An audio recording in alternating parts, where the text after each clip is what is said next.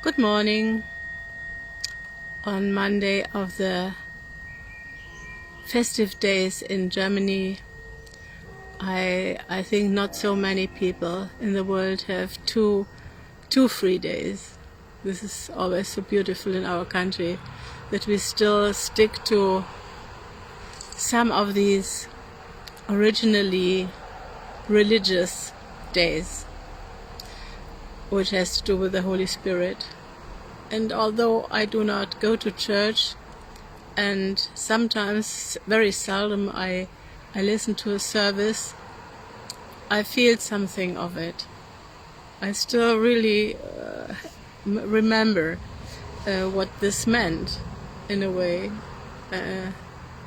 And I like it. And I like the special, particular calmness in the city, which is not as calm as before when the lockdown was even stronger, much stronger. But still, you feel it is not a normal working day for most people. For many, there are no holidays. We must not have any delusions, I think, about our privileged life. I include myself really into it, although I'm also used to quite hard and continuous working as a freelancer, but I wouldn't change really my life with many who have to earn their bread under unbelievable circumstances. So with gratitude for this calmness, you hear the bells ringing. I like the tone of these ones. Already done. No, I like these ones very much. I hear them as well in little Zendo, in tiny Zendo when the window is open. So I'm here in our house garden, the wild house garden. I'm happy to have this, to use this. We have no water and nothing is cultivated, but these pieces of land have also a certain charm. It's time. It's high time to continue to read the chapters from the most instructive, beautiful, personal and authentic book, What is Zen? Plain Talk for a Beginner's Mind, put together by the friends and also student and teacher, in a also student and teacher relationship, Norman Fischer and Susan Moon. And the title of today's chapter is Everyday Life. I wait a moment.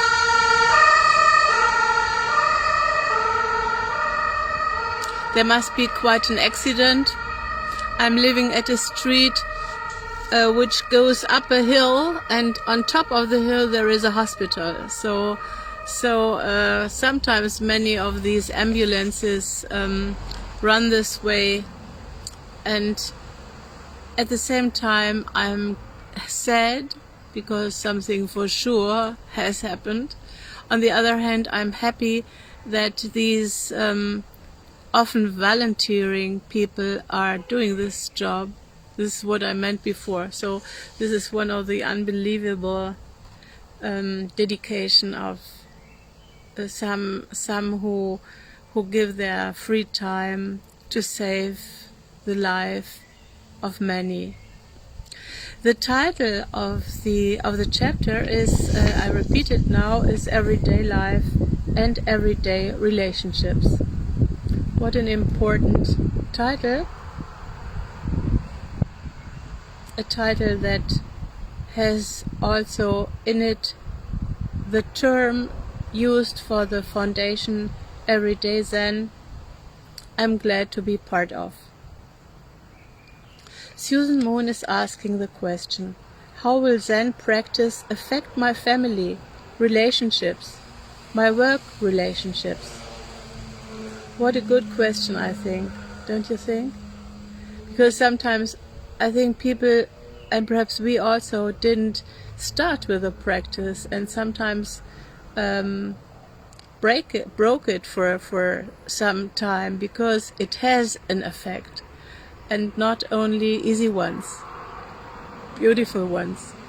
Seen on the whole, I think after many years it is a beautiful thing, worthwhile to start, but there are some conflicts and some valleys often. Let's see what Norman answers. Sometimes when I see the spouse of one of our everyday Zen practitioners, I'll ask, well, how's her practice going? Because spouses would know, which is so true. The effectiveness of your practice will show up at home. I believe and have seen much corroborating evidence that Zen practice makes you a better husband or wife, father or mother. It makes you more attuned emotionally, kinder, more patient, more caring and loving, more able to be present even when the going gets tough, even when you have an impulse not to be. When you follow precepts and study the teachings, positive qualities become more than aspirations. They are practiced, developed over time, with mindfulness and patient repetition. Usually the practitioner doesn't particularly notice such changes. He or she is simply intent on going forward. But usually the family sees it and appreciates the practice for it. The same goes for work relationships. One of Everday Zen's long-term projects is an ongoing series of day-long retreats we call company time, for people who work in for-profit or non-profit businesses or who are self-employed. How we work and how we are at work with others is our focus in these retreats. When we first started holding these retreats in the early 1990s, people complained that when they went to work, they had to leave their real selves at the door so that they could be professional, which meant impersonally, removed. There was a lot of pain in this for them. They assumed that real human interaction was unwelcome and impossible at work. That to survive in the work environment they had to be distant and tough. In the retreats, people spoke about this and shared the sense of alienation they felt at work. But after some years of dialogue, people coming to the company time retreats realized that this wasn't actually true. That in fact you could bring your whole self to work, including your deepest aspirations, and the courage to do this was fostered by spiritual practice. I experienced this as well. If you made a commitment to do this, you'd be happier in your work, and maybe your work performance would be better. Certainly your human interaction at work would go better, and your experience of work would be more meaningful. You'd begin to see work not as an alienating necessity to be endured, but as an opportunity for spiritual growth. I have to make a pause, because it's so revolutionary, and I'm so supporting what is said here.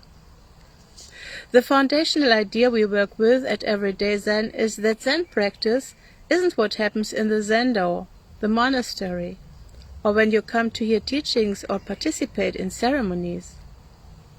All those activities support and encourage the actual practice, which happens all the time in your own life, in your every encounter with others, in your heart and mind. Everyday Zen means that everyday life really is your practice. And naturally, this includes your work and your family life. Susan asks, what if I want to practice and my partner doesn't? The beautiful enhancement to family life I've described above doesn't always happen. Of course, Zen practice can sometimes make a marriage, a long-term relationship worse, and can even break it apart. This is realistic, absolutely realistic, and this is what we sometimes feel, that it might happen if we are the ones going to do the practice. This can happen when one partner takes up practice and the other doesn't, but it can also happen when both partners decide to practice. Also good to mention. Spiritual practice changes you. That's the point, isn't it? That's why people go to the trouble of practicing. They seek changes in their lives. Such changes may be deep and disruptive. If they are gradual and carefully integrated into a life that is basically sound, the changes will be positive and will enhance that life. But if they are unnoticed fissures in that life, practice can open them wider, making them obvious and painful. I don't know if I said it rightly, fissures, I don't know. I hope you understood it. If one member of a couple takes up the practice and the other doesn't, these fissures, these little wounds, can feel scary and challenging to both partners, especially to the one who has not taken up the practice. For him, the practice feels like unknown and frightening territory he has no control over. He knows his partner is entering that territory, and he may well feel threatened by this, frightened that his partner will change so much that she will no longer want to be with him. This fear can manifest as a kind of jealousy, as if the practice itself is a romantic rival. Absolutely true. The practicing spouse will have a hard time dealing with these feelings, and sometimes there is little that she or he can do to change the situation. I've known practitioners who have had to keep their practice on a low key, or even give it up, because of dynamics like this in an intimate relationship. Ideally, the couple would be able to deal with the problem, to get help and work it through. It would seem that the practicing member of the couple is well within her rights to ask that her spouse allow her to grow in the way she needs to, and to be courageous enough to examine and overcome his fear. But sometimes there simply isn't enough trust or courage in the relationship for this to happen, and the impasse can destroy the partnership. Sometimes, particularly when the partnership is a long-standing one, the spouse who is practicing will make the sacrifice. Just as it seems wrong for a partner to stand in the way of the growth of a loved one, so also it seems wrong for a Zen practitioner to abandon her or his dearest friend so that he or she can go to more retreats and spend more time with Sangha members. If the practice really is in everyday life, then doing less formal practice and more practice at home in a relationship is fair enough. Could it also happen that the practicing partner uses the practice to get away from his or her spouse, to withdraw from the challenge of family life, kind of like going down to the pool hall? Norman answers, yes, that could happen. It's a bit like your question about monasteries. If a monastery which we can take to be a wholesome place can also be a way to escape your life, I guess ordinary everyday lay practice can also function as a cop-out. But I would like to think that if someone consciously or unconsciously is using the practice this way, this would eventually come out in the practice itself. Relationships with teachers and Sangha members would eventually show the same escape habit. Practice makes it hard, but not impossible to avoid yourself. So eventually the escape strategy would be revealed and dealt with. The person would have to face it within the sphere of practice, which then may help him or her to face it in the relationship. Anyway, I hope it would work like this. Oh, I like this so much, this dialogue. Susan goes on asking, what about when both spouses are practicing? Norman is answering. Fissures can also, this fissure thing, I don't know how it is pronounced. Fissures can also widen and create a splitting apart when both spouses are practicing.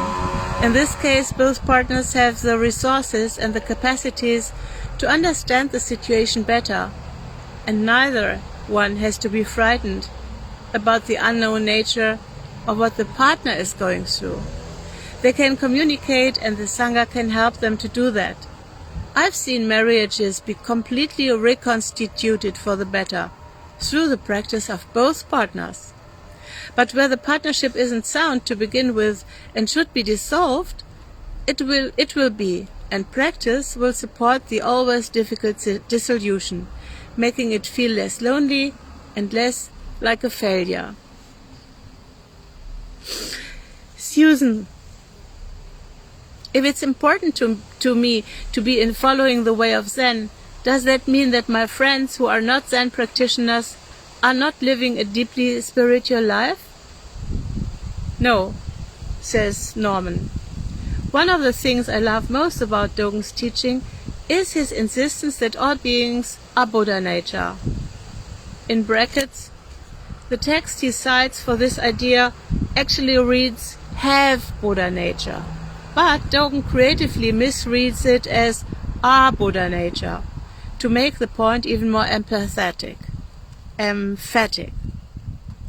This means that everyone is living a deeply spiritual life. The way I see it, if you have been born, if you are going to die and know it, if somehow meaning is important to you and love is important to you, however buried within your soul these concerns may be, then your life is a spiritual life. It is probably more accurate to refer to human beings as Homo religiosa than as Homo sapiens. I marked it strongly, this sentence, because it speaks to me very much. I think it is like that. That we as a species are obsessed with religion has been amply demonstrated. We have yet to prove our inherent wisdom. Although everyone, as far as I can tell, is living a spiritual life, some feel deeply engaged with spiritual life and some do not. Some deny the spiritual life altogether, so when you practice Zen, it might seem that some of your friends don't appreciate it and don't want to hear about it. Just as spousal relationships may change for better or worse when a person takes up practice, so it is with other personal relationships.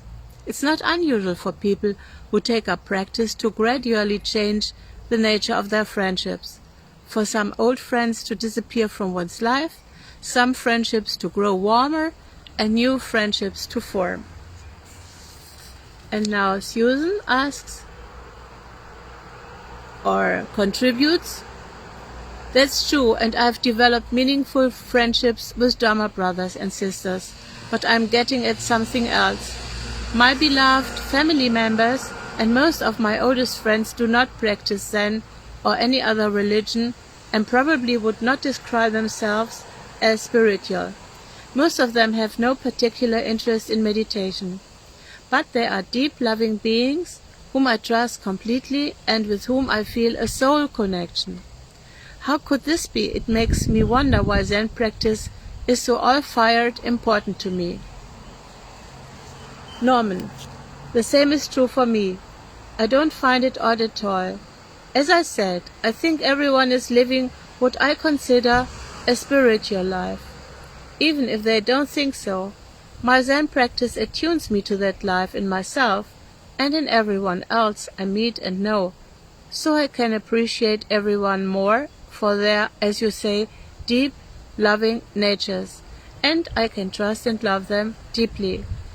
Whether this has anything to do with Zen practice or not doesn't really matter. For me it does, but others find their own way to it. Friendship is enormously important. It seems to me that we don't emphasize it nearly enough. How do friendships form? What maintains them? We meet people through family, in schools, through activities of mutual interest, through other friends by chance. Why do some of these encounters develop into friendships, others not?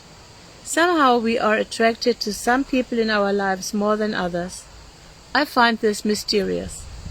Friends are people with whom we seem to have a special affinity. Maybe we feel the same way about life.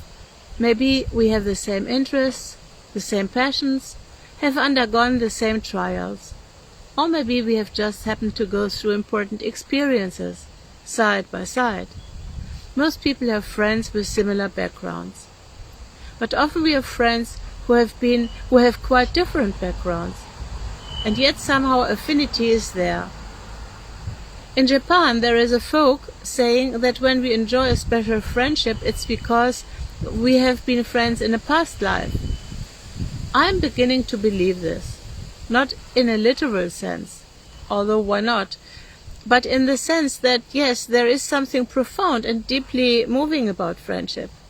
I have been fortunate in having a lot of really good friends.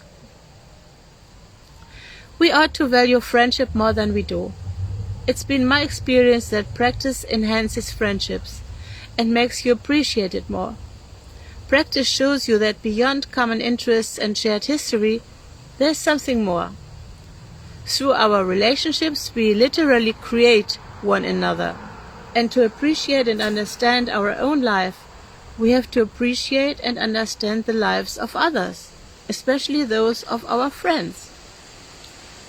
Your question reminds me how different friendship is at different stages of life. When you are young and your life is changing fast, your friendship can change quickly too. But as you get older, you establish more constant elements in your life. And you notice that some friendships stick, remaining strong even when the passions that first kindled them die down. And later in life you see how some friendships have remained constant for many decades, just as you and I, Sue, have been friends for a long time. And you appreciate this. The world has changed and you have been through those changes together. Sometimes the most important friendships aren't with the people you like the best or have the most in common with. Somehow there's more to it than that. There is a flavor of destiny. That is, it's hard to say how or why certain friendships remain over time.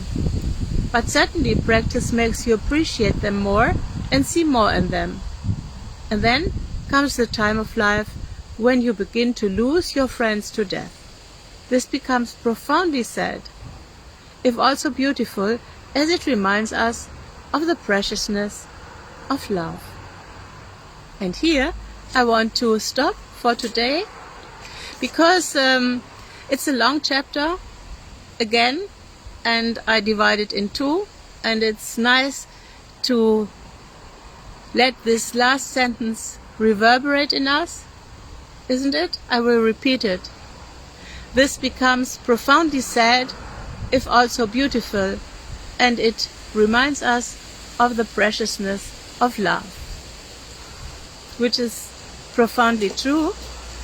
And I thank Raj Punjab for listening to me, and I thank from full heart for this scenery with the wild flowers here around, and I will show it to you, this beauty of a wild garden. But it starts to rain, and heavier, it was a bit before, and I liked it even, but it's time. It's just time, and now Andreas has come. Hey Andreas, so nice to see you, but I have just stopped. It has started raining, and you can soon find this little film about the chapter of the book What's Zen. Soon you can listen to it. So I hope until soon. Bye bye. So let's ring the bell. Oh, what's that?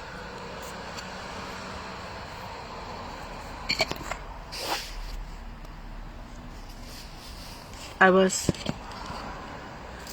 thrown out.